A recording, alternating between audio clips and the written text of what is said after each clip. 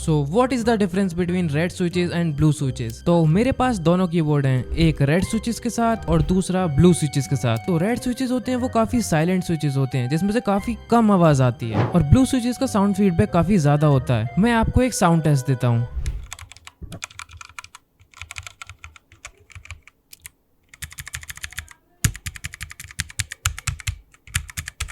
So basically अगर आपको खटखट ज्यादा पसंद है तो आप ब्लू स्विचेस ले लो, और साइलेंट रहना है तो रेड स्विचेस ले लो।